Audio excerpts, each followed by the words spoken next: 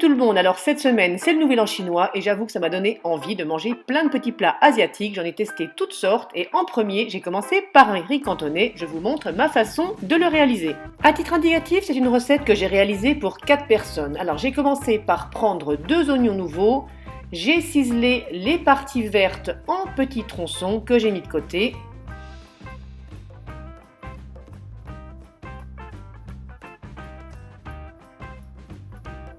Séparément, j'ai détaillé les parties blanches que j'ai coupées en petites brunoises. J'ai réservé le même sort à une carotte. En fait, ce qui vous prend le plus de temps dans cette recette, c'est de réaliser toute la découpe.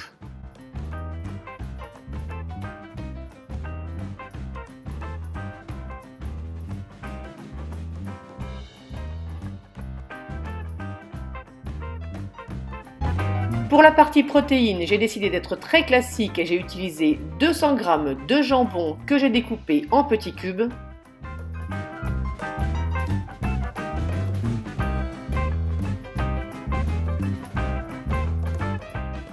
Quand c'est terminé, on passe à la cuisson. J'ai mis dans un wok un généreux filet d'huile de tournesol. J'ai ajouté mes petits oignons blancs que j'ai fait revenir à feu doux pendant 2 à 3 minutes.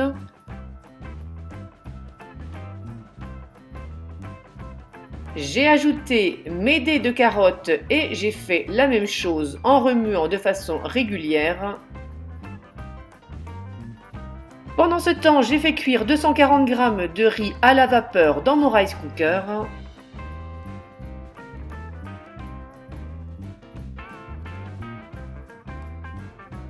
On vient ajouter le jambon sur les carottes et les oignons.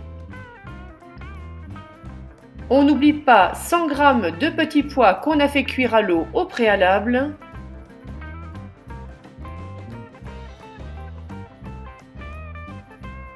On remue bien pendant 1 à 2 minutes et on vient ajouter le riz.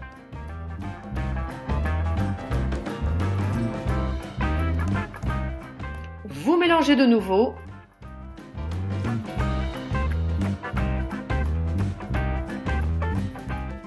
Vous allez ajouter 2 cuillères à soupe de sauce soja que j'ai oublié de filmer, donc je vous le dis, je vous le montre.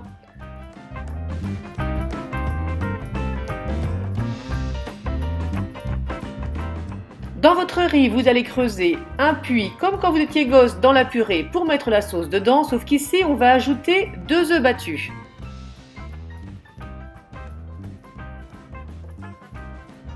Alors là, j'ai été un petit peu trop pressée parce que j'avais des gourmands qui attendaient à table. Avant de commencer à remuer comme moi, attendez au moins 1 minute que l'œuf commence de bien cuire avant de le remuer dans votre riz. C'est la petite astuce pour qu'on voit les morceaux d'omelette dans le riz et qu'il reste bien blanc à la dégustation.